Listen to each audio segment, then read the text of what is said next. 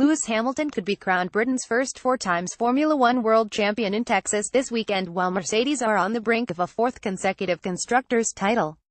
The chances of Mercedes, 145 points clear of Ferrari with 4 races remaining, wrapping things up in Austin, appear to be overwhelming. Everything is also stacking up for Hamilton to become only the 5th driver to win more than 3 championships since the first in 1950, with British bookmakers offering odds of 150 on him taking the title. That compares to 141 for Ferrari's Sebastian Vettel, Hamilton's closest rival, and 3001 on Mercedes' Valtteri Bottas. While the team may be celebrating on Sunday night, Hamilton may find he has to wait, however. To do it in Austin, the Briton must finish in the top 2 and then see where Vettel ends up. Hamilton currently enjoys a hefty 59-point advantage, with 100 still to be won. He must score 16 more than his German rival on Sunday to prevent the title battle continuing to Mexico City's Autódromo Hermanos Rodriguez on the following weekend. Third place is worth 15 points and will not be enough. Even if Hamilton wins in Austin, he will be champion only if Vettel finishes no higher than 6th. If the Briton comes second, then Vettel has to finish 8th or higher to stay in the game.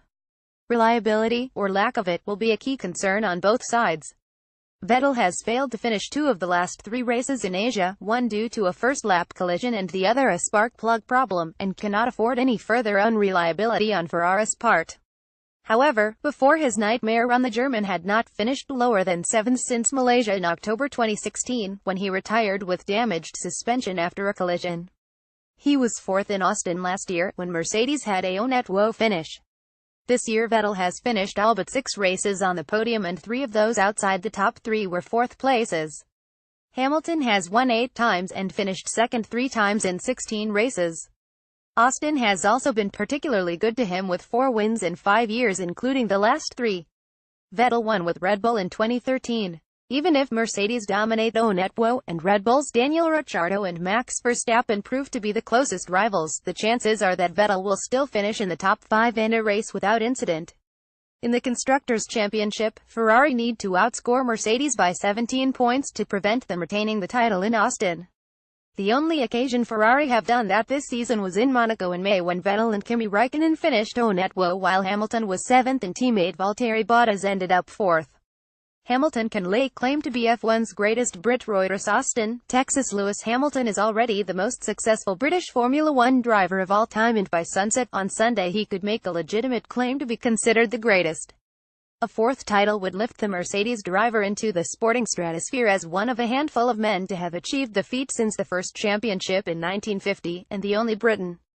Michael Schumacher 7, Juan Manuel Fangio 5, Alain Prost 4, and Sebastian Vettel, the current Ferrari rival who managed 4 in a row with once a rampant Red Bull, are the only current members of the 4 or more club.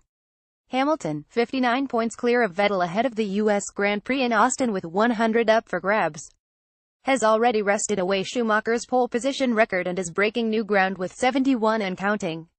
One more win would take the 32-year-old's tally to 62, double the career Hall of compatriot and 1992 champion Nigel Mansell, who is second on the British list of all-time winners.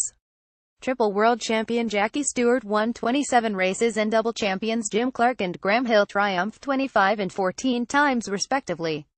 Hamilton has won for the past 3 years in Austin, and 4 times out of 5, and nobody would be surprised to see another triumph.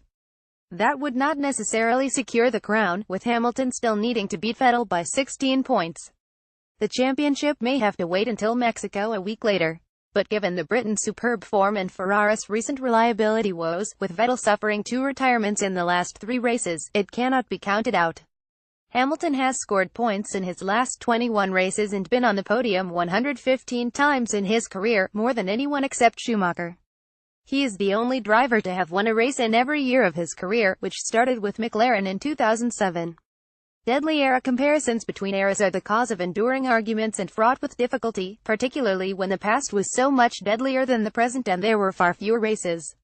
There are those who revere Clark as the greatest driver of all time, let alone British, while others champion Stewart's silky skills.